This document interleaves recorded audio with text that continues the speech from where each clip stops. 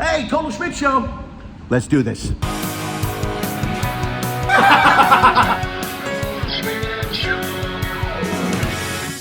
Hey, it's Tuesday night, Total Schmidt Show. How you doing? I just finished the show on a ship. Look, I'm walking around right now in the secret crew area. That's what I'm doing. And I'm walking from the show back to my cabin as we speak. It is Tuesday, 6 p.m. Actually, it's not. It's Wednesday, 6 p.m. I'll be honest with you, I don't know what day it is anymore. I've been having trouble uploading the show consistently at Tuesday. So sometimes it's Tuesday, sometimes it's Wednesday. Pretty sure today is Wednesday. Total Schmidt Show. Do me a favor. First of all, my guest today is Jason Bird, magician. We'll get to him in just a second. Beforehand, do me a favor, hit a thumbs up on the video real quick. Subscribe to the channel. Those things help me immensely. They cost you no dollars at all. $0. I could use the help. I could use the supporters. If you want to help financially, support the show financially in any way, shape, or form, go to my website, LennySchmidt.com. Go to the Pay If You Can button, and you can support there. And you can throw some money at us that will usually help me shoot these projects and edit and do all the video content that I am doing. I no longer have a Patreon page, so there you go. That's how we're doing it. Jason Bird, I worked with him on a celebrity ship not too long ago.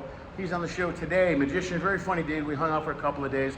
Had a great time, talked about a lot of stuff, a lot of magic, and a lot of hiking. And I got a couple of videos of him hiking and some other stuff. And it's a great little podcast. We cover some of the stuff that he did that night on the show. And he was a great conversation. Do me a favor, sit back and enjoy my conversation right now. Episode 101 of Total Schmidt Show with the one, the only Jason Bird.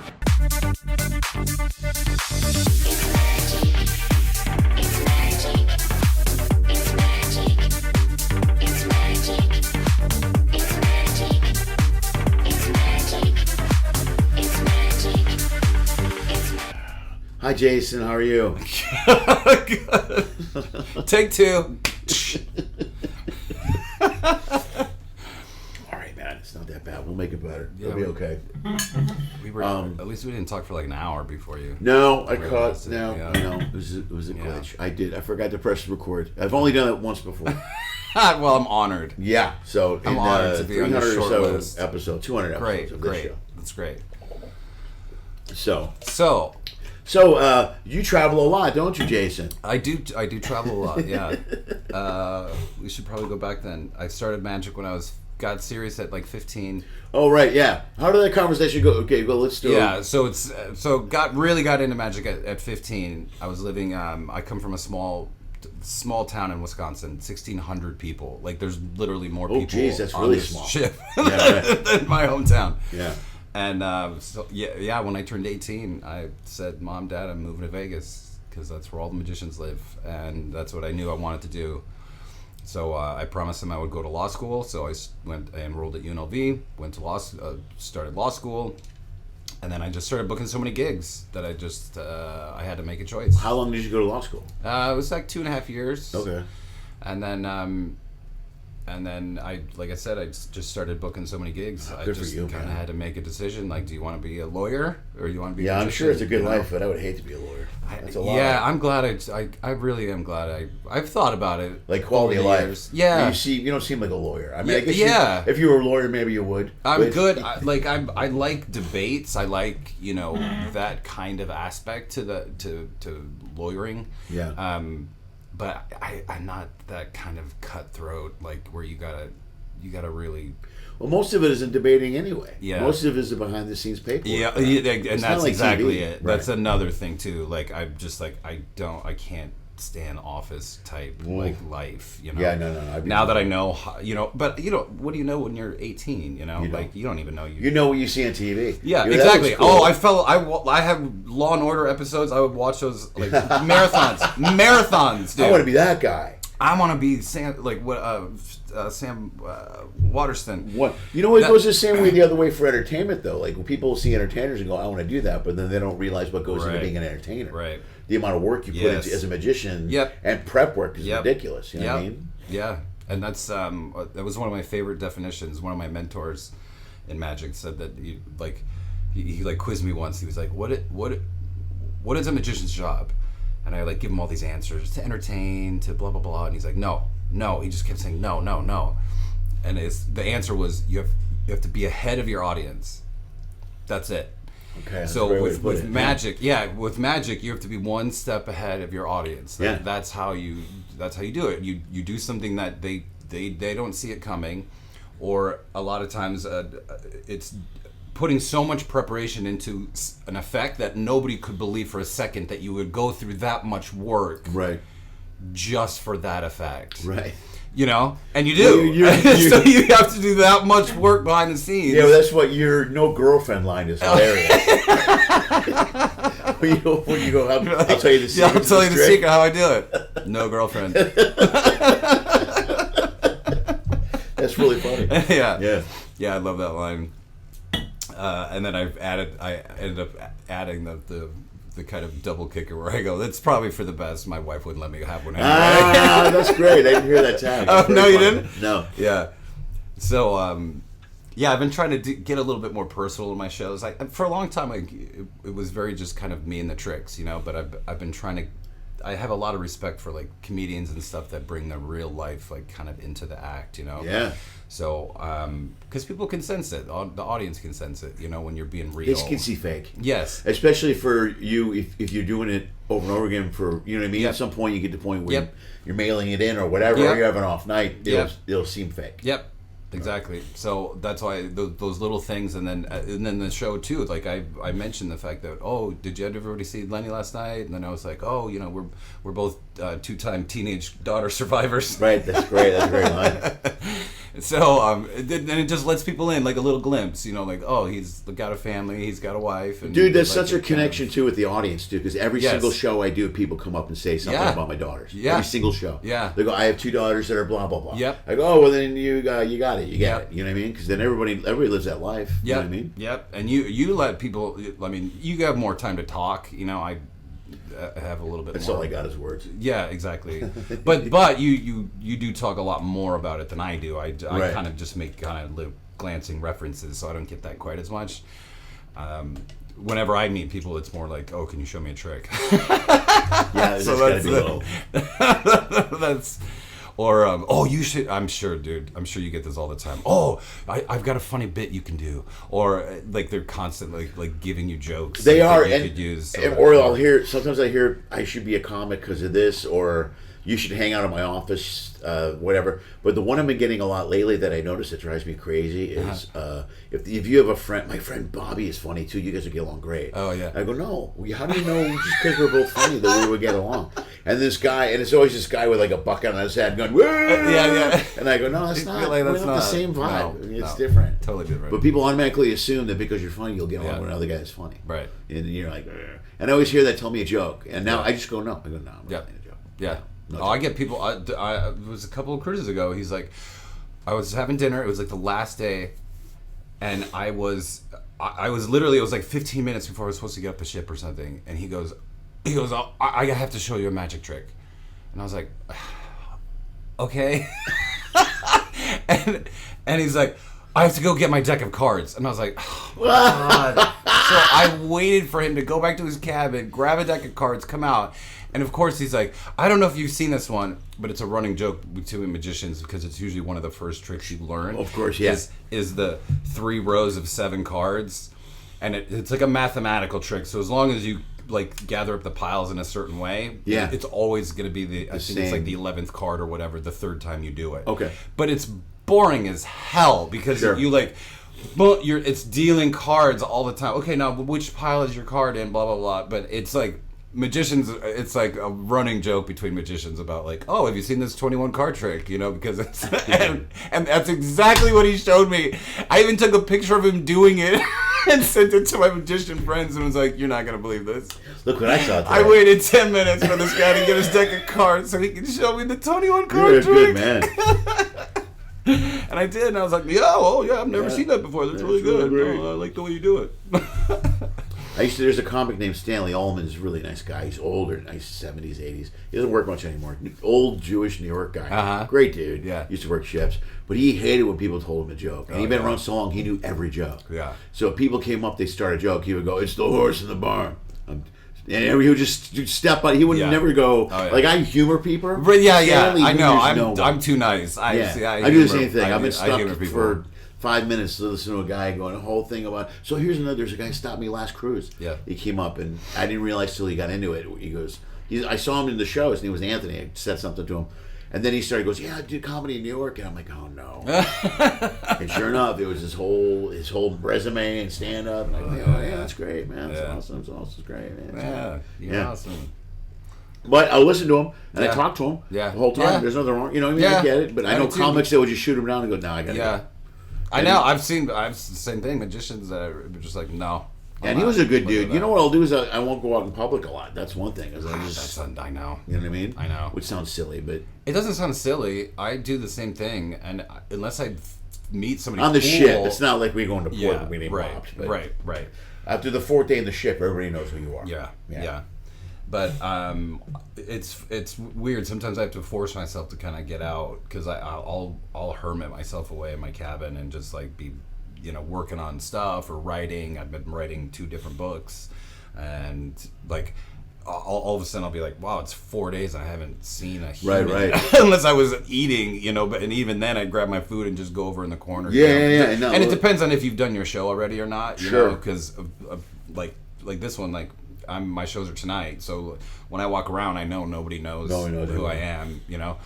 But it'll be a different show. It'll be a different deal tomorrow because everybody will be like, Well, plus you also get into a rut if you're bouncing around on these ships and you're in these cabins. We talked about this. Yeah. Like I was going to mention, I feel great today, and it's probably because of the walk yesterday. Yeah. You and I got out and walked into the city. Yep. It was, a 4-mile walk I did. I checked my steps and stuff all together. And, dude, I feel great today. We were just talking 2 days ago how I felt kind of sluggish or depressed. Yeah. And a lot of it was I spent 3 days in the cabin and didn't do a lot. Yep. But, man, you got to force yourself to get out. You do. And physical and walk around and get in the sun, vitamin D, the whole deal. I mean, I feel dynamite. Last night to today, it's like a night. It's like a night and day. That's all it was just this long walk. Yeah. Yeah. That's why it's hard. Like, there's certain cruises, like I've done LA to Hawaii, which is 6 sea days in a row. And it's like, it's brutal. I loved, so pretty much the whole summer I was in Alaska, and it's like I learned in every single port like where the awesome hikes are. Cool hikes, like epic hikes to the top of mountains. Have you done did you do Skagway? Yeah. Did you do the lower Dewey or the upper Dewey? I did both. I've done did I show you the video of me falling in the waterfall? I think I did. No, you did not. Oh, in Burns Waterfall. Is that where you lost the bracelet or necklace or something? Yep. Right. I lost my bracelet, but I wanted. It was the final shot because I was like, oh, this is gonna be cool for Instagram. And I set up my tripod all along the way, so you watch me like walking up to the waterfall, and then last shot of me going underneath the waterfall. I slipped and I smashed my elbow on a rock and fell in the waterfall, and it was scary. The water's like coming down on me, pushing me underwater, and I made it out, but it was like 7:00 in the morning. Did you put it on Insta? Freezing. Yeah, it is. Oh, it's dude, on my Instagram. All right, it's on my Instagram.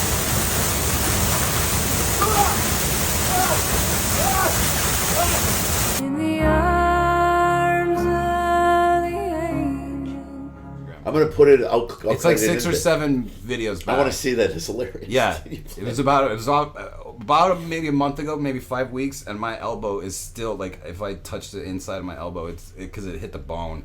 It's like a bone bruise. You're so lucky you didn't break. Oh my God! Really hurt yourself. So from that point forward, I was like, okay, I need to really tell somebody where I'm going, because if something did happen, you got really hurt. Yeah. Because we were the first ship in port. It was like 7:00 in the morning, and I didn't want anybody else in the shot because it's a really popular waterfall, and I could see the big royal ships coming in and stuff. So I was like, okay, there's going to be like probably 15,000 people here soon. Right. So I was like, so I got off the ship right away, hiked all the way back. Yeah. So I was like, and there was nobody there, but then when that happened, I was like, yeah, there was nobody there. I was like, if something bad happened, I would have been SOL. So every time now when I go on a bigger hike, like either like I would tell you, like if we were around, I'd be like, hey Lenny, I'm gonna go, this is the hike I'm gonna do, I'll take a picture of the trailhead, I'll or tell my wife or Yeah, whatever. so you know where you're at. Yeah, just so if something happens, you know where to look for the body. Dude, yeah, great. He's not back yet. Well, I know where he is. I know where he could be. I did that Lower Dewey, man, and it kicked my ass. Yeah. Oh, that first part? Well, the whole, I wasn't, two reasons. One, I didn't expect it. Yeah. I didn't expect that Yeah. much. When they said lower and upper, I go, let's go lower. And I thought it would just be no big deal. Also, I didn't really have the good shoes for it. I was wearing gym shoes. Yeah. And usually when I hike, I wear boots. Yeah. I have hiking boots. If I go to Alaska, Yeah. I bring my boots with me. Yeah. And I wear hiking. It's way better to hike in hiking boots. That's what I always Yeah, I do. think that was part of it. And but It's like 800 feet, like within like half a mile or Yeah. something. It's like, that was first brutal. part is really intense. I stopped a couple of times. Yeah. And people are like, "You want to?" And I'm like, "I'm good. I'm fine. I'll catch up. I'll catch up." But I felt bad because as I got up there's guys up there with babies, and I'm like, "Fuck you guys, man." I just put a video. My last Instagram video. I was in Haines, Alaska, and I wanted to get to the top of Mount Rapinski. And so you start at sea level, 0. Right. And then the top of the mountain is like 3,690 feet. So it is no joke. Right. And it's in less than 5 miles. So I'm like hiking. I get up, and even though it's like July or June, it's still, when you get above, there's snow. Like you get to a certain point, and there's still snow up there. And it got too cold, and I was like, man. So I got to about 3,300 feet, and I could see the top, and I was like, man. I was like, no, I'm not going to do this. Nobody can do this. Just as I'm about to turn around, coming up the trail is a pregnant woman. Yeah. Like, very pregnant. Like, 7 months pregnant. Sure, 8. right. And I was just like, okay, I feel like an asshole.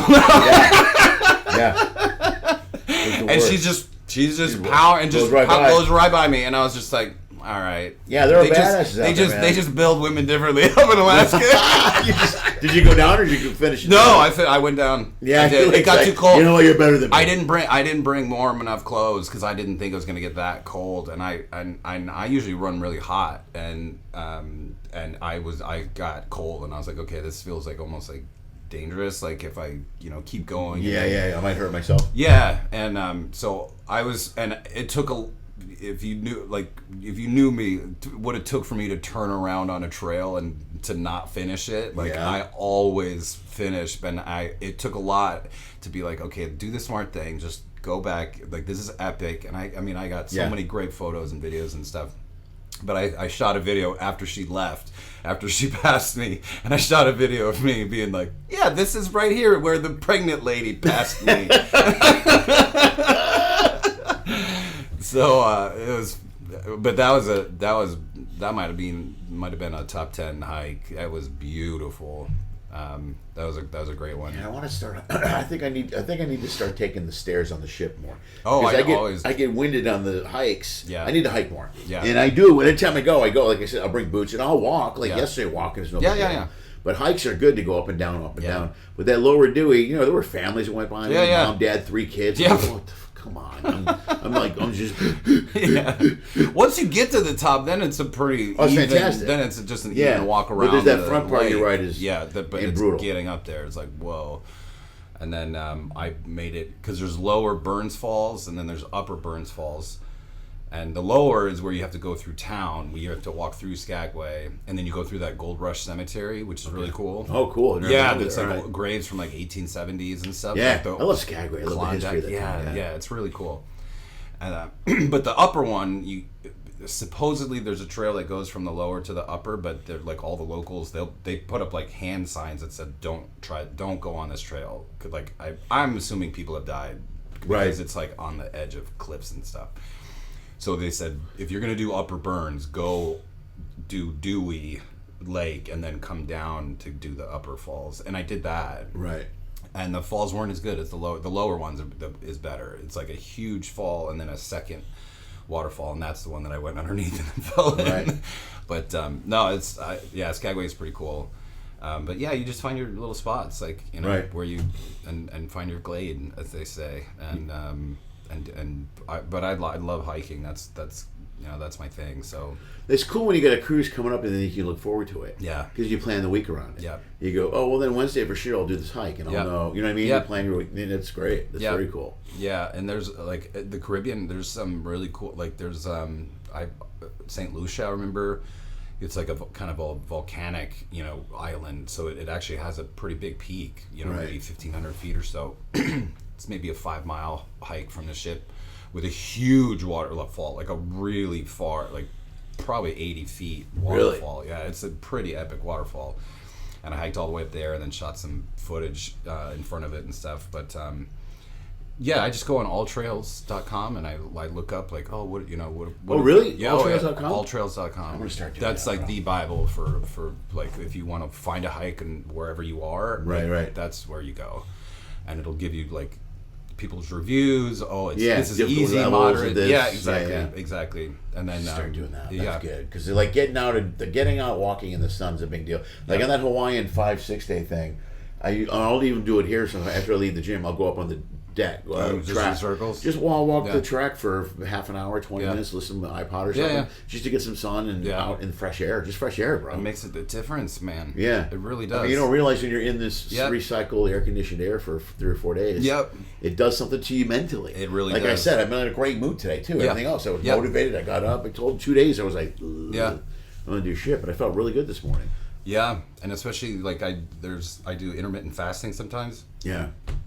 And so sometimes I'll only eat like once a day. Right. So the rest of the time I'm just like sitting in my cabin, like I just feel like this little like hermit guy, and then once a day get out and go eat your meal and then go right back to your room, and it'll be like that for like 3 days in a row, and you're like, I've only like seen sunlight for through my little porthole for 20 minutes. So you got both the shows tonight. Yep. And dude, your show's great. Oh, thank You're you. talking about. I see tons of magicians. I see a lot of them, and the key is, like you just said, is to make yourself personalize your show to the point where people like it. You're so natural up there; it doesn't look forced. Oh, good. And you're funny, dude. You're funny without being forced. I see a lot of people force funny. Yeah. And it's annoying. And you're like, don't. I know. Just stick to the trick. I think that's why I work a lot on the ships is because 100%. Is because by and large magicians aren't that funny. Yeah. And I realized that was a real strong selling point of mine, is that I am funny. Like I have I do good sense of humor. Like you and I like riff and we do bits, and not a lot of magicians can do that. Right. A lot of magicians are kind of I don't know, a lot of magicians use it as kind of a crutch sometimes, like because they were not popular in school, or they it was kind of like their way of being like cool. I mean, it was the same thing for me too. Like I was kind of naturally shy. Like I mean, I still am pretty shy. I think all of us performers kind of. Yeah. I mean, I was funny. That's all I had. Yeah. Was, Yeah, for me it was magic. Like I would do magic in class, and my teachers would let me, and it just kind of became known for that. But then kind of realized, this is actually a unique selling point for me, is that I have a really sharp sense of humor and can deliver jokes. And most magicians, like they'll try to do comedy in their show, but like you said, it just feels like a bit, or like it's forced, or it's just flat out not funny at all.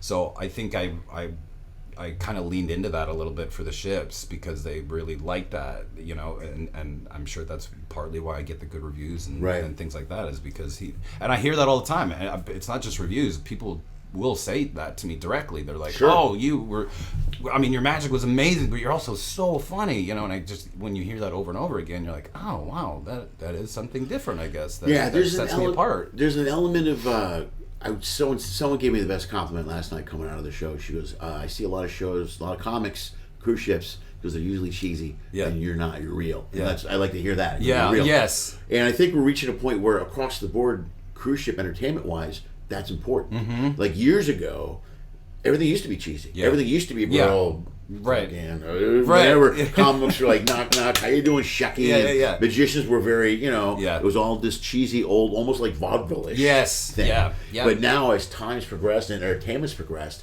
people on these ships evolved. are becoming, the younger generation, the even older generations grew up in the 70s, so they're a little more in tune with what's cool and what's not, or what they think is cool or hip. Also, everyone else, older generations, are more in touch with the world because of social media and internet. Yeah. So I think entertainment has to raise a level. Right. So you can't just go up there and be a cheesy, crappy magician. Because they've seen it. And you got to connect with the audience. Yeah. Because I think another part of that too, and I want to get off on a tiny, we're so into this. Yeah. That we're in the phones, that if you can get on stage and connect with people in an audience, that's special a feeling now. people don't have. Yes, that's become special now. Right. Yeah. No, totally, because they can see it all on their phone, like you said, like and iterated so much faster too. Like, you know, either jokes or magic tricks, or you know, you people have just consumed so much more content, right, you know, than they did when we were growing up. You know, that they've almost seen it all, and even if they can't really remember watching, you know, whatever, it's in the back of their mind, be like, oh, I've seen that before, or right, or that's a bit, or you know, and it's. I think the pendulum has swung back the other way now, like you said, like that it's feeling like you're connected to a person instead of just somebody through a screen. Well, the crowd feels like they're in on special. It. They feel, they, you know what I mean? They feel part of the show, sort of. Yeah. That's why crowd work is such a big deal with comics now. Yeah. You know what I mean? Yeah. Almost to a point where it's too much. Yeah. You know what I mean? Where a lot of guys go too much with it. But now audiences have to feel connected to the performer, I think. Yeah. As opposed, because you can watch some pretty good entertainment on your phone. Yeah. So if you see a subpar entertainer somewhere, you're like, whatever. It's not that big a deal. Yeah. So you got to find a way to hit that crowd, connect with them on a level that works. Yeah. You know? Totally. And that's why, like, your throwaway jokes are great because you don't see them coming. The girlfriend joke's great. Yeah, you don't see that, you don't see that coming. And like, and the razor blade, dude, you do the razor blade thing. The facial expressions of the razor blade are just perfect. Yeah, you like, dude, I've got compliments on that because I'm like, oh, another one. Yeah, you know, it's like, well, you have the advantage, and I mentioned this with a couple of the guys. Guys like you use the big screen now. Yeah. With the close-up camera, that has changed the game. It changes the game completely because you can use close-up stuff and. You can minimize. You can use a small reaction. Yeah. You don't have to play to the back of the room. You're playing to the camera, which automatically plays to the back of the room to the screen. And I've actually heard people. So when this is how long I've been doing ships, is they didn't even have. It's okay. This guy, fine. Man, it's fine. It's okay. No one's gonna know. Using the screens. Like I the first ships I did. I had everything with stage material. Like I had all this gear. Like I had cases and cases of stuff, and I still didn't feel like I was playing big enough because I mean these are big stages on these ships. You know, like big houses, big stages, and then when I finally got clued in, and a couple other magicians were like, "Oh, this is what I've been doing, like hooking up a camera so you can do," and it just opened up a whole world. And now I can do I can do a card trick or coins or something like, and it's they see it better than if it was me doing something on the stage because it's blown up huge on the giant screen. Yeah. Plus, it opens up a whole new world to you creatively. Yes, and like you said, subtle. Like I can be subtle, like with my.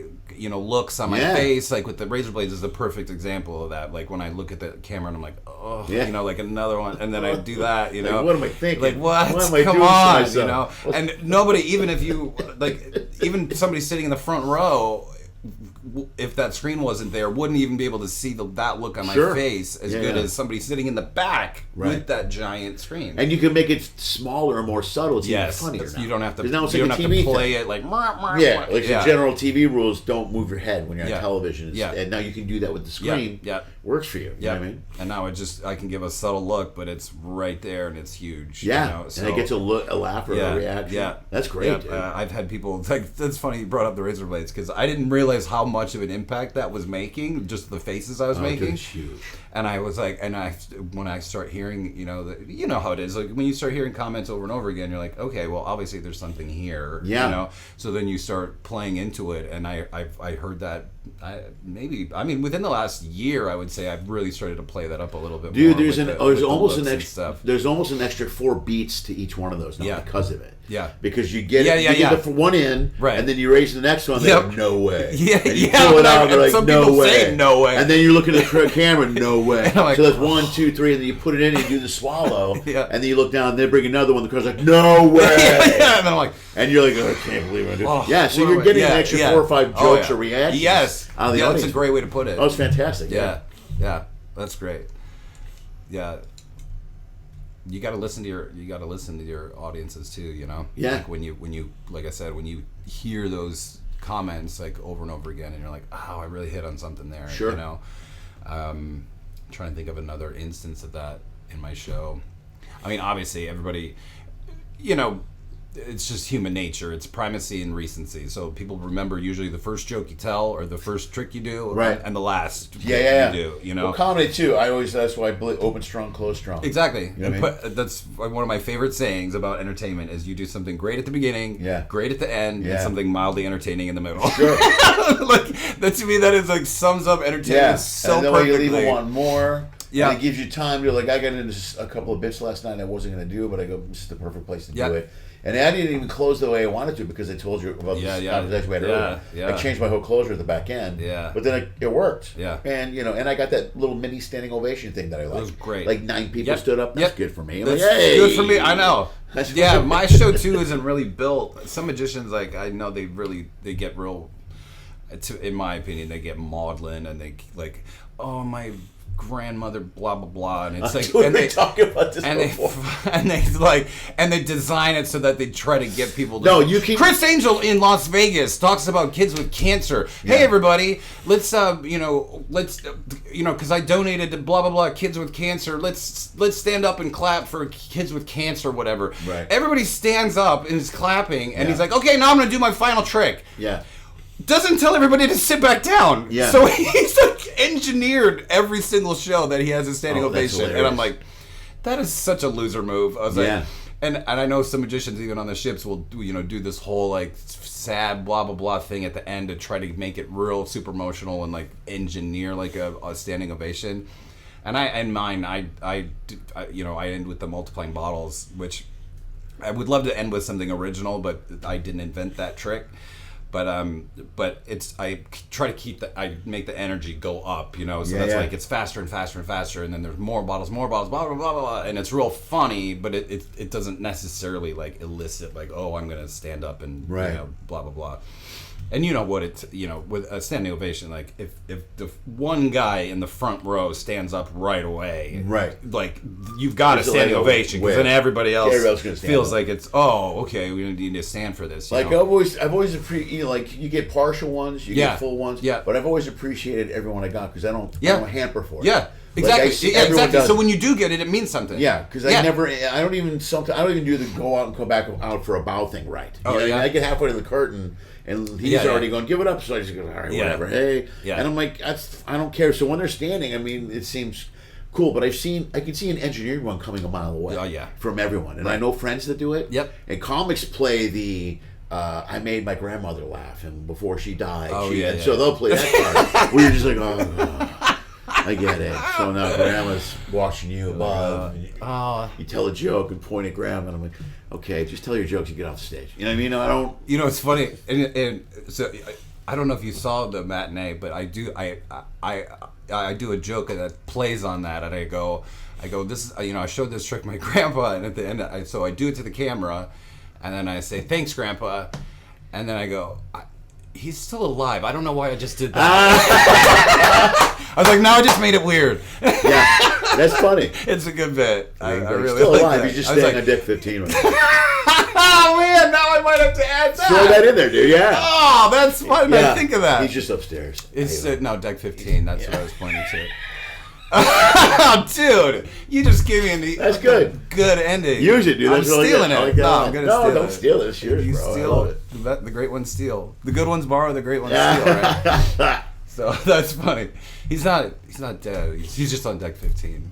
But I see a lot of entertainers engineer the standing ovation, which is just annoying. And it is annoying. And you want to go. And I get it. I mean, and the other thing that's crazy with, I don't know, magic specifically, is I've thought about this before. Like, for me, obviously I'm doing shows all the time. I'm seeing all different audiences. There's a very good chance that this audience, like, I might be the only magician that this person has ever seen live in their entire life. Yeah. It happens a lot on a ship, bro. Yeah. And I take that seriously, you know, like, because, I mean, yeah, people have seen, and I mean, there's all kinds of BS, you know, online magicians that either use camera tricks or they use, like, and it's a whole different deal, because when you have one angle to play at the camera, you can get away with murder. Right. But seeing somebody do it live, unless they've, you know, gone to Vegas and seen a magic show or something, like I said, like, there's a more than probably 50% chance that I might be the only live magician that this person will ever see in their whole life. Sure. And it's a little daunting, you know, and I'm like, wow, that's a kind of a big responsibility, you know? So, you know, I always, try sometimes to do you my forget best, that, man. You know? It happens a lot. Like, it always happens with kids. It happens a ton. And both of us have. You more so. Like, I don't know how many adult shows you're doing on a cruise ship, if you're ever doing Zero. it. They've never asked So me. most of your shows, and most even like on these ships especially, you're doing a lot of shows in front of kids. Yeah. So I always have kids come up to me, and parents will go, "This is his first comedy show." Yeah. And you're like, "Hey, I want to be a comedian." Oh, great, or whatever. Oh, you know, yeah, it's cool. But then every once in a while you get adults, you get people in their 20s and 30s, so especially, like, this is my first live show ever. Yeah. And you don't realize, because it's just extra entertainment for them on the cruise ship. Yeah. So a lot of people are just never seeing those things before. Yeah. And it brings me back to the first time I saw comedy. Right. It was in a corporate, I was working for, the time I worked for Little Caesars. I was a corporate, I was in corporate. Really? Yeah, I ran corporate office? I ran like 8 Little Caesars. Oh, wow. In Southern California for the I was young, 20s. Yeah. But Louis Anderson was our main entertainment in Detroit, and Yeah. I went and saw him live, and I was just like, oh my, this is great. I've never seen him live before. Yeah. And I saw Kinnison after that. Oh, come on. And the guy that opened for Kinnison was even more, Carl LeBeau. That guy really inspired me a lot. Wow. But the first time I saw it live, I'll never forget it. I'm like, oh my God, Yeah. this is so cool live. Yeah. You know, because you see it on TV forever. So, and sometimes you forget that. Yeah. Like, because we perform multiple times a week. Yep. So people come up, it's the first show they've ever seen in their entire life. Yeah. So they're blown away. Yeah. And it's like funny. I'll be like, that show was okay. I know, and they come up And they're like, you guys are greatest show I've ever seen. You're like, I'll take it. You're like, oh, well, thanks, Like, man. I really yeah, appreciate it's it. a good reminder. It is, and it's humbling too. You Yeah. know, and you go like, "Oh, that's right. This is pretty different. This is It's pretty cool for people. This is pretty cool." And you forget what a cool thing you're doing. Yeah. You know what I mean? Yes. It really is. Yeah. And especially, like, and there's a difference, like, I mean, comedy's great, and I tell stories and stuff, but for magic, there's so much more involved in it, man. It's, you know, I mean, there's I'll a lot sit, of practice. I'll sit and do, like, you know, you'll practice a move thousands of times. Let's just say it's one card move, you know, like, and you practice it thousands of times, and you practice it till you forget that you're doing it, like, your muscles It's muscle memory. do it, Yeah. you know, and then you forget that the impact. Like, because usually it starts with me either seeing somebody else do it and I go, that looks awesome. I really wanted to be able to do that. Right. And then you sit down and do it, but you do it so much that you forget the emotional impact that's watching it for the first time had on you. Yeah. And that you almost like forget that that's going to happen to somebody else, you know, because you've rehearsed it so many times. Yeah. And then the longer you do it live, the more detached kind of you are to it. And then you have to find a way to bring it back full circle to where you're not like you. Yeah, the real task is to make it look like it it's means your as first much time, to you. Or you want to be present. I always call it being present. Yeah, like when that's I tell a great joke, way to put it. I want to be. It's important for me because like last night's show was in my head a lot. Yeah. The more I was in my head, I'm like, get out of your head and get into the bed. You got You know what I mean? You had a lot going on last night. Yeah, but that's still part of our Which, job. by the way, I told you this. The show last night was fantastic. It was one of the best comedy sets I've ever seen on a ship. Thank you. Or not even on a ship. I won't appreciate even qualify. That. Thank you, It was so good. Yeah, I had a lot of fun last And now when you tell me that story about what happened right before you went out on stage, I still cannot believe you did that I can't banger of a show. I'm glad I taped after it. what you went through. Like I have I doff my cap to you, my friend. And they were active last night too. The crowd was. I mean, there was a lot of yelling. And it's a 3-day. So and the fact that you kept. That's one thing I kind of want to add to my show is the more like callback stuff. Like you kept talking about Jack. It was Jack or John or whatever. The Bachelors. Like, so great. Like, and I don't do that in my show. I want to find more of those like kind of callbacks, you know. But that was great. All those bits were great. And you know, it's like you said, it's harder on a 3-day cruise. Like, you know, for certain things, you know, you kind of have to build a little bit. Well, I usually when I do this show because I studied improv in Chicago, so I always call what my show is There's a thing called a herald. I'm not going to get too deep into it. It's a long form of improv that I learned with a group of people as a way to bring a suggestion, build a show, and call things back. Improv is all about listening, hearing, and going back to what we heard earlier. Yeah. So when I stand up, I'm constantly trying to find ways to bring back in the other people I talk to. Yeah. I would have loved to know more with Haley, but I didn't get a chance to. Yeah.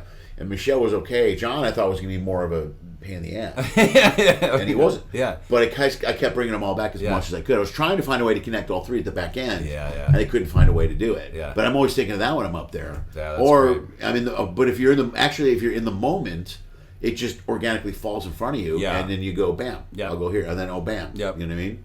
So yeah, like I don't know if you were at this show, but there was this one.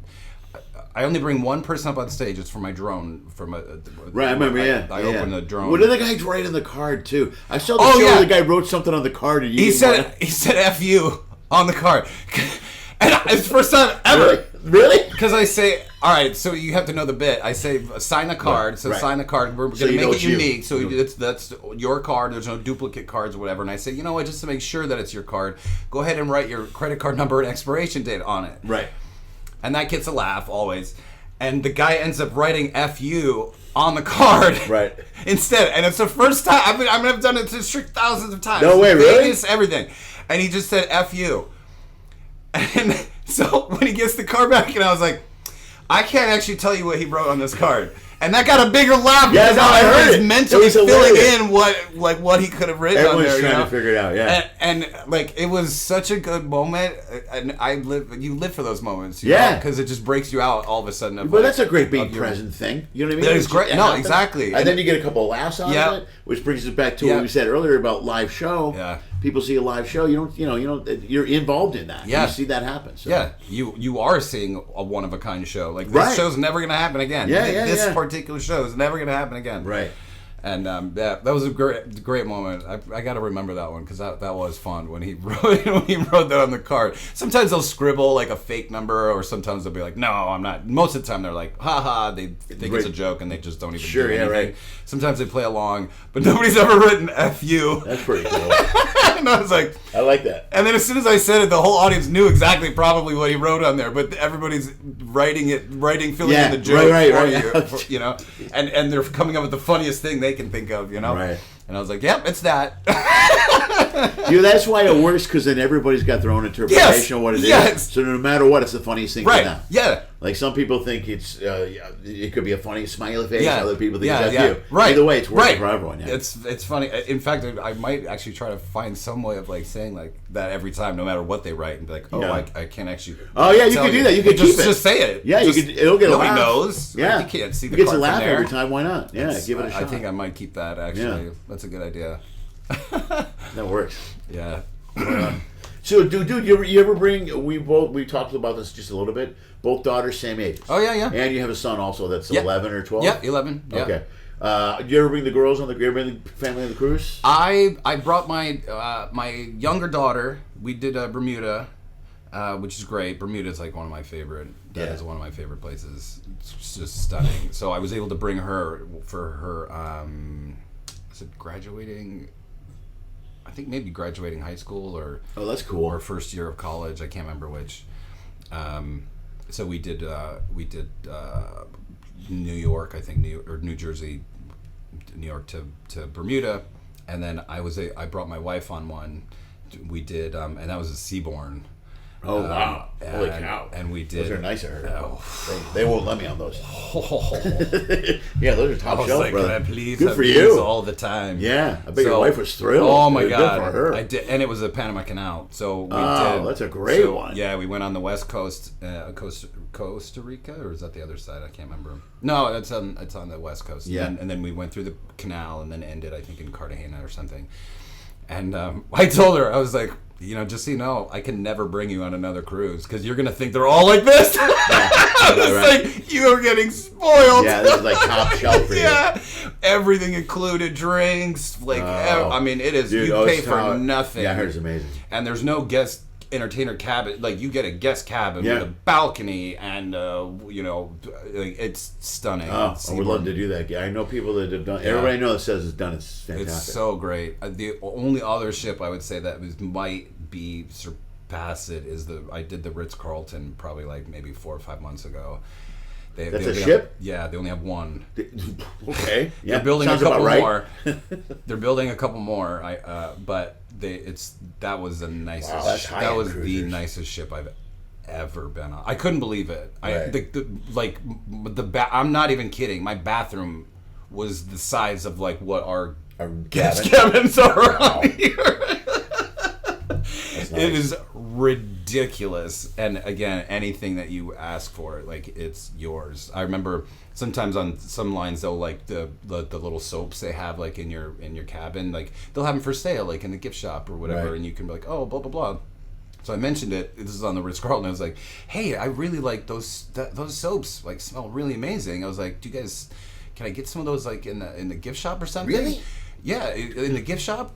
And they're like, oh, I'll have your like within 5 minutes, my cabin steward brought me like shampoo, conditioner, the soap, like, and just the said whole here, package? yeah, like but full bottles, Right. And Oh, just- no. the Oh, full really? bottles, and Really? just said here. Oh, well, you just ask. Yeah. They didn't try to like sell it to you or anything. They were just like, here, take it. Yeah, you want some? Here you go. And I was Wow. like, okay. Okay. But they took care of like everything. That was a really nice ship, that Ritz-Carlton. It's only like 300 passengers. It's real small. The performance space was not great because they didn't really think of entertainment when they built the ship. Yeah, right. So it was like in a lounge kind of thing. So that part was a little challenging, and I thought everybody was going to be kind of uptight and bougie and kind of standoffish, and they were one of the best audiences ever. They were so into it. Oh, great. They loved it. That's really cool. They loved it. Good. Absolutely loved it. In fact, I started talking with this guy, and he goes, "Oh, have you ever heard of Ricky Jay?" And I was like, "Yeah, of course I know who Ricky. I don't know if you've know who Ricky Jay is. No. He was on Broadway.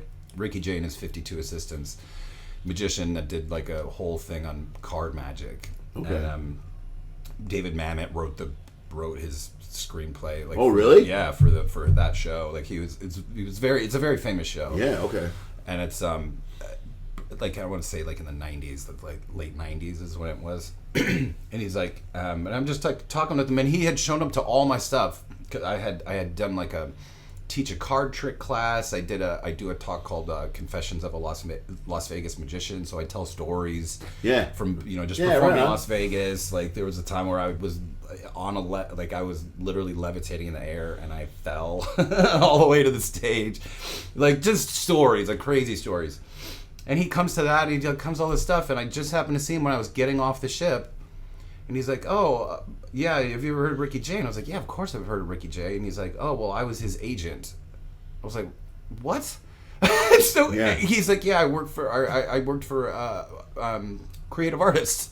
I was like, CAA. Oh, wow. yeah, I was like, what? Yeah. I was like, can I have your number, please? Yeah, right. So I got his number. Like, for those of you who don't know, creative artists is like one of the top 3. Yeah, it like, was one of the top 3. Yeah. Like, and even they, I think, gobbled up number 2. I think in the last couple of years, but they're huge. I mean, that's Brad Pitt and like blah blah. It's like those. It's that level. Like they A-list, absolute A-list people. Yeah, they have a whole building on Doheny, or not Doheny, but Wilshire Boulevard, right? Oh, That yeah. little Wilshire Santa Monica area. Yeah. They have a giant. It's like a whole Yep. area. Yeah. It's. I mean, it's they're the one. I mean, they're the biggest. Yeah. Heavy hitters. A-list. And when I say a whole building, I mean the block. Yeah. Not just like a Right. three flat. Right. I mean a block. Yeah, Of a I bet. giant. I bet. Yeah. It's. I mean, the whole. It's there. You need a pass to get into the. Oh, God, yeah. Valet. I mean, Yeah. it's secure. I mean, it's it's Yeah. it's think about it. Like you said, Brad Pitt pops in there, Yeah.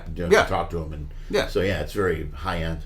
So it's nuts, and here he is, just like, and he wasn't going to say anything either. Like, oh, I kind of talked to him a little bit and brought him on. He's like, yeah, I represent Ricky Jay. I work at CAA, and I was like, I couldn't believe it. But that's the clientele of the Ritz-Carlton. I think they paid, it was a week-long cruise, and it was like, I think it was like $16,000 or something for a week-long cruise.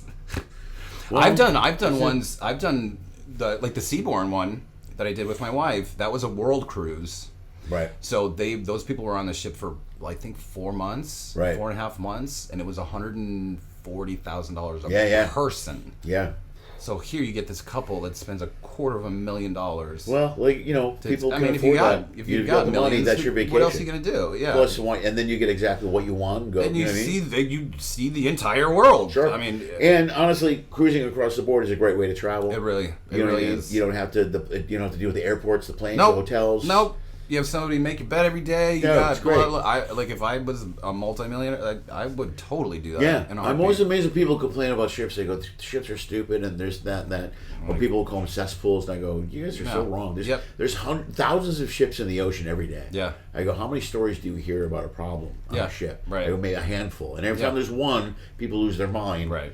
And you go, but people that know it, they go, good, then don't cruise. If you don't want to cruise, Right, don't do right. it. Be We'll less- cruise. less people Less on the people boat for us with to us. deal with. Because it's just like, and for now, there's people that are retiring, so to speak, on ships. Yeah. The back end I've of the year, seen they that a go, lot more. I'll take my retirement money and pump it in here. If you can get around, Yep. you do free food, good food, nice food, fancy food, a quick Entertainment burger, that whatever. changes all the entertainment. time. You know, You can see they it or clean your not room see it. twice a day. Yeah. You know what I mean? It's great. It's actually a good. I think it's a good deal. Yeah. I've thought about that. I've talked about that with my wife. I'm like, I thought about it, dude. Yeah, I didn't plan though. I could do the ship thing probably. I could ride a ship out for a while. Yeah, I with the 11-year-old at home, I'm trying to spend more time at home. So I'm trying to lessen my ship work right now. But Right. I'm thinking like when I get to that age, like when he goes off to college, of like that could be. I mean, I could totally see like her and I just getting on a ship and we just travel the world and I do magic and like we just live and we don't have to not a care in the world. Well, some of these ships, like some of these have, they have the residency comic or magician. Yeah. That's what I would do. Yeah, if you can do one where you're on a ship for they have their 6 to 8 months or whatever. Yeah. And then some guys just rotate the same contract. Yep. Yep. Yeah, I know a friend of mine. It's one of the few times, I'm sure you get this too. It's so counterintuitive, but I never get to see other magicians because they only ever have one magician on the ship at a time. So like I never get to run into other magicians. But you run into them in port. So sometimes or if you both of your ships are and you hook up through Facebook or whatever and like let's go. But that's even rare. But one time they double booked. They had a resident magician, illusionist, and then they booked me. I think somebody made a mistake. So they had 2 magic shows in 1 week. Right. and we actually met up, and thank God he was a cool guy because magicians are weird. Yeah, no, I know. But especially if you're the residency guy, you pop in, you're like, be threatened. Yeah. What's happening right now? Yeah. But he was totally cool. This Gabriel from Italy. Oh, I know Gabe. Yeah? On the Constellation. I was just going to ask if you know him. Yes. He does the claw thing? I don't remember. Oh, yeah. He does now. Yeah. The big claw thing. Yeah. Oh, my God. But yeah, he's a great dude. Yeah. And he was he's on. Super nice I guy. did the Constellation, and he took a break in Italy for a month, but now he's back. I'll see him in a month or two. Dude, you got to tell him I said hi. I will. Yeah, he's a great dude. Oh, he'll freak out. We went out and had dinner a whole bunch. Yeah, he's a really awesome dude. Dude, he's and we hit it off.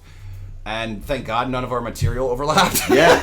We did different things. I mean, I invent a lot of the magic I do. Well, your styles are different, and he plays yes. that I'm from Italy, so I'm going to do the best I can with the language thing. Very well and fun. Yes. You know what I mean? Yep, he plays it up very well. And then he's more, because he's on the ship for 6 months or 7 months. Yeah. He can bring on all of his big props. He's got, all the Yeah, and he went right back stuff. to the Constellation, Yeah. so he just left the claw on there, and, that's the deal. Yeah, when I met him, he was on the Millennium. This was probably 2 years ago now. And he just keeps like re-upping and just going back out. And he loves it. But we really hit it off. And in fact, he got a little starstruck because I invent magic, but I also there's a couple of things that I've released to the magic kind of community. Oh, really? Yeah, like created and stuff. Yeah, so I don't know. And I did it in the matinee. That's where the dollar bill folds it into a butterfly. Oh, I didn't see know if you saw that. All right. So it's a dollar bill that I hold in my hand, and I just without moving the dollar bill like folds itself into a little butterfly. Oh, wow. And the butterfly kind of flaps its wings a little bit. Oh, all right. So that was a trick I invented, and then I marketed that, and so thousands of magicians from around the world bought it. Oh, good for you, bro. That's great. And then when he realized who I was, when he goes, wait a minute, he goes, did you invent Money Morphosis? And I was like, yeah. And he was like, oh my gosh. Like I could tell he was like a little bit starstruck. Oh, that's cool, bro. Because he had seen it before, and I gave him one because he's like, oh, I've always wanted to do that, and I was like, here you go, bro, and I just gave it to him. Oh, dude, cool. And I was like, just tag me when you do it on Instagram or whatever, you know, because he was such a nice guy that I was just like, you want to help people like that, Yeah, he's a really great dude. Yeah, so it was pretty funny, but and he supports everything, dude. He comes out to all the shows. Yeah, he's really great that way. Yeah, that's cool. It's nice when you meet people like that. That's why I like meeting somebody like you, like on the ship. Makes the whole thing different. It makes it go by faster. Too. So much faster. Yeah. Like I'll do a week contract and like either the comedians like either they're hermited in their room or like the whatever. It was different when we could hang out with the cast and stuff before COVID. Like when we could, it was so much more fun. We could hang out with at the crew bar. And you can do it on Carnival cast. now, but you can't do it on here. You cannot do it on Princess. You can't do it on Norwegian. No. Norwegian I used to hang out too. Same thing with the cast. I knew all them. It was so much fun. Yeah, and that's how you get, because those are your people, your other entertainers, and you, now that's like, I mean, you're not gonna just go hang out with guests, all day or whatever. Just so that part kind of sucks. And I knew, I called it. I was like, that's never coming back. I was like, they got used to that, not letting us go to the crew bar and stuff. Yeah. And I was like, I don't know if that's ever gonna come back. But when I get to meet somebody like you know, that it's just like, oh my gosh, we could go have dinner and talk. And it's almost always the comedian that I end up like, befriending because we both do comedy. Yeah. And you're usually the most interesting person. Like I don't hang out with the singers a lot, or the musicians or stuff like that. There's some. I'll hang with a lot, especially guest entertainers. Yeah, well, that's what I mean. Because we have a lot more in common than we don't. Even though we're doing different shows. Yes. We're traveling. We're dealing with the same agents, same people, same bookings, same whatever. Yep. So the dinners are nice, to be able to go and hang out. But yeah, it's nice when you know somebody. Otherwise, like on this ship especially, like I'll do once I'm done with my shows. If it's a 7-day, I'll go. All right, now I got 4 days to just. I don't know what I'm gonna do. Yeah. So I'll spend more time in the gym and whatever. So. Yeah, it's funny that you say that. People say that all the time. Like, oh, how do you not, gain weight or something like on the ship? And I'm like, you don't understand. I was like, you have so much time. I was like, I spend more time in the gym on a ship than I do when I'm at home. 100%. I was like, I come off the ship in better shape than when I get on. I'm always in better shape. All the time. I also eat better on the ship. I eat better on the ship. I do when I'm home because my daughter bakes. When there's a huge salad bar, I'll just eat a salad with Yeah. anything you want on it, instead of whatever at home. Yeah, I learned that first being on the first couple of weeks on the ship. Also, a lot of times people like I don't go out and drink every night. I usually go out and drink after my show. Like I was gonna go drink last night, but I didn't. Yeah. And then, but sometimes people are like, "Let's go drink," but then a lot of times you want to go. No, I'm more. It's just work for me. But they're on their vacation. Yeah, exactly. The guests are partying, and I go. And I used to go hang out and talk to people and meet them. Yeah. But I did last week. One night I went to the nightclub. Yeah. And I just get bored, man. I'm like, I don't. This is not my scene. I'm not. It's not that I'm a prude, but I can't. I guess when I was younger, I went out more and did it. Yeah. But then you gotta. Some people understand when I tell them. They go, "We're gonna go to this bar and party in the port." I go, I'm not gonna. You're like, I won't. No, but why, dude? It's a vacation. I go, no, it's not. Yeah. You don't understand. Even if I have no shows tonight, this is work for me. So I'm going to get up and edit video. I'm going to go to the gym. There's always something else to do. And eat right. I eat right. If you don't, we're going to be a mess. Yeah, you really would be. Yeah. Some people just don't get that. But if you don't figure it out, you'll kill yourself. Yeah. I swear to God, you do. You'll be all heavy, and your liver will be out of shit. Okay, that one probably is true for me. Hungover every day. I do pass the time drinking probably more than I should out on ships, but everything else, my diet is super. I'm super strict with my diet. It's easy to eat well on the ship. It's not even like an effort. Yep. There's so much health, especially. I guess one of these celebrity and Norwegian does this too. Their buffets upstairs. Yeah. There's a ton of really healthy stuff in there. Yep. Raw vegetables, hummus. A lot of less processed foods. Yeah. They'll just like bake. like grilled chicken, Dude, I with love no that sauce grill, or it's the anything. best. It's just the grilled chicken Yeah. or grill and you just like super lean, Yeah, yeah. Or the when I do eat breakfast, which isn't that often, I'll have like just eggs and then the smoked salmon, That's what I do, so yeah. it's like it's all just protein. Plus, I'll be doing some healthy fats, not even I'll do hard-boiled eggs a lot. Yeah. In fact, I bring them. I do too. Yeah. I grab a bowl. Yeah, I got to do my thing. Because if I get hungry, I'll exactly fire down what an I egg do. real quick. It's I just grab like better. 6 or 7 hard-boiled eggs Yeah. and put them in a thing and bring them back to my cabin. No, and then I'll eat like 1 egg and then maybe 3 egg whites if I get hungry. You know what I mean? And that way, it's exactly, dude. It's like less than 200 calories. Yeah. And you're like, And it's like you 30 go- grams of protein. Of course. Yeah, and And so I'll go work out, and then I come home. Go back to the room, and then just eat. Well, that's why I buy six egg whites. The nuts hard-boiled too. I have egg whites. the almonds or mixed nuts. I have Yeah. those. Yeah. So and it's just sometimes and oranges. For some reason, oranges lately have been a lot. Yeah. Dude, I'll eat 2 or 3 oranges a day. Oh, wow. I don't know what it is. It's lately it's been Man, they're good oranges. for you. Yeah, For sure. they're great. And so, but that's usually what I'll end up eating. But yeah, you're right. If you concentrate, it's way easier to eat healthy. And it's important too. This is another thing that people like that aren't out here don't understand. You have to come up with a routine. That's really important. Right. Like when I first started, it was just like different. Like you understand how important it is to structure your day. Right. Because otherwise, because you know how it is. Like my wife will be like, oh, blah blah blah, well because she's like, oh, because it's Sunday, and I'm like, what? Wait, today is Sunday? Like, you just lose track of what. Like, you go out for a couple weeks, and you don't know what day of the week. That doesn't mean anything when you're out here. Like, no, you know what? Port days and turnaround days are what you notice. Yeah, exactly. Okay. Yeah, embark, disembark. You know, Right. like that's how you measure your time. Yeah.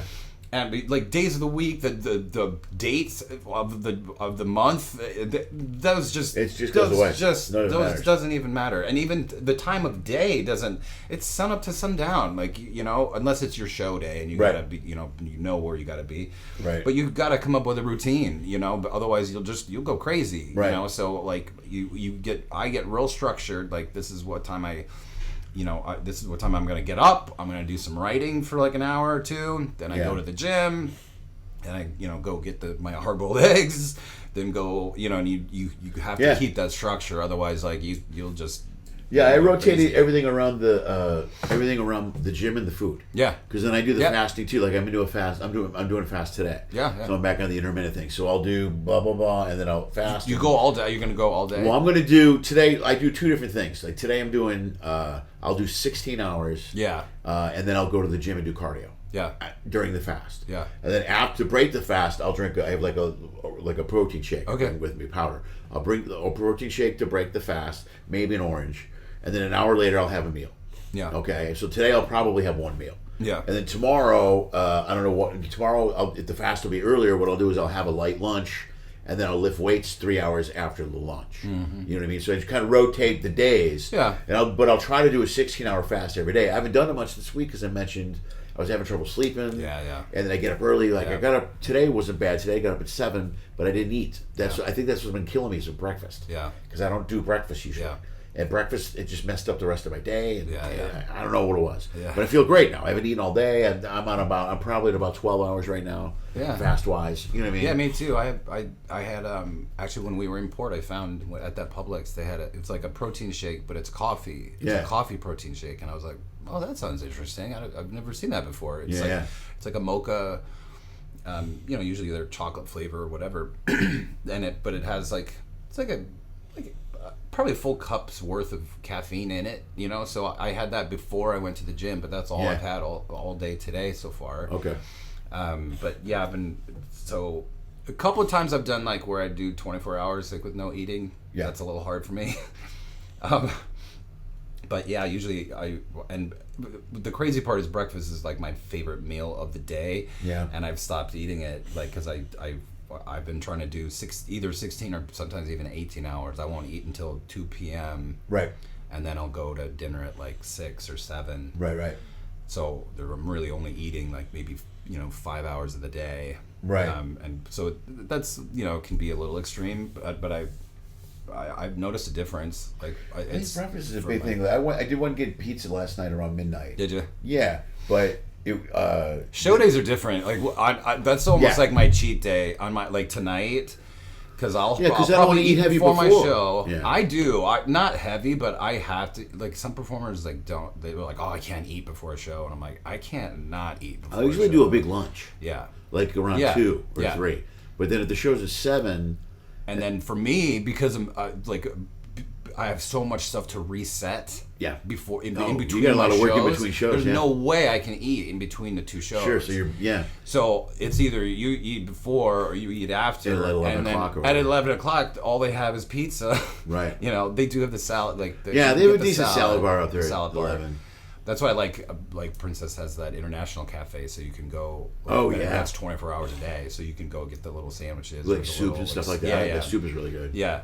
But out on here, it's either pizza or salad. Well, at least they so- got the salad bar here. Yeah, though. yeah. You know, that's pretty good. 'Cause That's open until I think like 1 or something. And Norwegian they closed their buffet at nights now too. They don't have that, but they have the local thing. They have that little pub thing. Right. Yeah. But that's after all 10 o'clock, garbage food. It's all pub food. like wings. You and- can get a Caesar salad, Yeah. but the rest of it is chicken Yep. wings. Yep. The good thing is the chicken wings are baked. Yeah. And they're not fried. Oh, I didn't know that. Yeah, so normally I'll get the chicken wings and I'll get them dry. Oh, okay. And that's not with terrible. no sauce. Okay. You know what I mean? I never thought to ask about with no sauce. Yeah.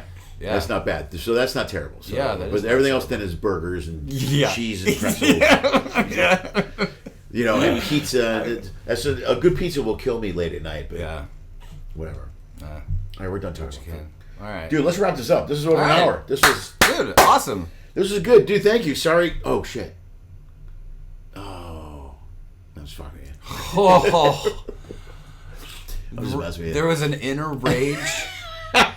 I've been waiting to do that for an Not hour. that I bet you have. I knew I was going to do it. For those of you who don't know, I screwed up the beginning, and we had to restart. Dude, this was great. Thank you for doing this. I really Absolutely. appreciate it. It was my pleasure. Right into camera, plug whatever you want socially, website, whatever you want. Yeah, my social. I'm probably most active on Instagram. It's Jason Bird Magic, and then on Facebook and YouTube, it's Magic of Jason Bird. And I don't do the TikTok. I just don't because my daughters keep trying to be like, you should go on TikTok. I'm like, no, I'm not learning another platform. I'm not doing it. So Instagram is the best way. That's where I put all my current stuff. So Jason Bird Magic, and it's either funny, magical, or insulting. Is what I put on my Instagram. So Dude, TikTok is too hard anyway. I tried it. Yeah. And for ships, it's hard to upload. Yeah. And you can't Yeah. schedule it. Yeah. So it's a real pain in the ass. Yeah, yeah. So Yeah. whatever. I just stopped. Every once in a while, I'll upload a TikTok. yeah. So to me, it's like it's Instagram or nothing. There we for go. me. Yeah. All right, man. So there you go. Dude, thank you, buddy. Thanks. Absolutely. You're still watching? That's amazing. Nobody does that. Nobody, but you did. That means you want more. Pick one of these clips. Go for it. I dare you. Hey, also follow one of those social media thingies.